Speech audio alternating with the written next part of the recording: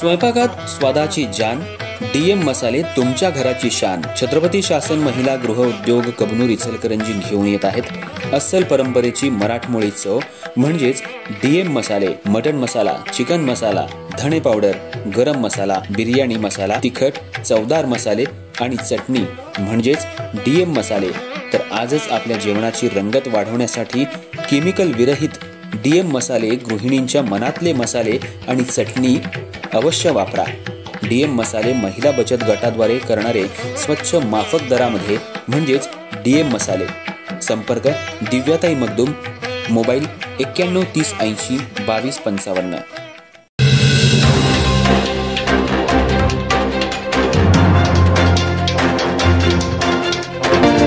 नमस्कार, मी तेजस्विनी मगदूम। एम मराठीमध्ये आपल्या सर्वांचं स्वागत आहे। पाहूया ठळक घडामोडी। कुरुंदवाड शहराच्या बहुप्रतीक्षित नळ पाणी पुरवठा योजनेसाठी सुरू असलेल्या आंदोलनाचा 100वा दिवस गुरुवारी अनोख्या आणि लक्षवेधक होम हवनानं साजरा करण्यात आला। पालिका चौकात आमदार डॉक्टर राजेंद्र पाटील यड्रावकर आणि खासदार धैर्यशील माने यांच्या प्रतिमा ठेवून विधीपूर्वक पूजा, मंत्रपठण आणि होम हवन करण्यात आलं। या उपक्रमामधून शासन आणि लोकप्रतिनिधींना जाग करण्याचा प्रयत्न करण्यात आला।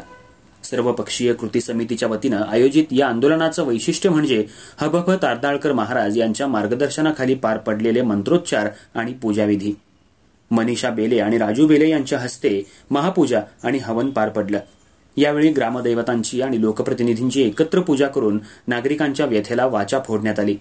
दरम्यान पोलीस ठाण्याचे गुप्त विभागाचे नितीन साबळे यांनी आंदोलनस्थळी धाव घेत आमदार आणि खासदारांच्या प्रतिमा हटवल्या। यामुळे आंदोलनात क्षणिक तणाव निर्माण झाला। पाणी हा मूलभूत हक्क असूनही 100 दिवस उलटूनही योजनेचा तोडगा न निघाल्यामुळे नागरिकांमध्ये तीव्र संताप आहे। माजी नगरसेवक राजू आवळे यांनी भाषणात नळ पाणी योजना अद्याप पूर्ण न होणं ही प्रशासन आणि लोकप्रतिनिधींची निष्क्रियता दर्शवतं। परमेश्वरानं त्यांना सद्बुद्धी द्यावी हीच प्रार्थना असं स्पष्ट केलं। यावेळी प्रफुल्ल पाटील, केशव देशपांडे, आप्पासाहेब जामदार, महावीर आवळे, राजेंद्र बेले, जितेंद्र साळुंखे यांनी भाषणं केली। या आंदोलनात रियाज शेख, नायकू ढेरे, राज महम्मद गरगरे, चंद्रकांत गावडे, अर्शद बागवान, सुरेश हलवाई, भरत यादव, प्रकाश माळी यांच्यासह नागरिक मोठ्या संख्येनं उपस्थित होते। आंदोलन अधिक तीव्र करण्याचा इशाराही यावेळी देण्यात आलाय।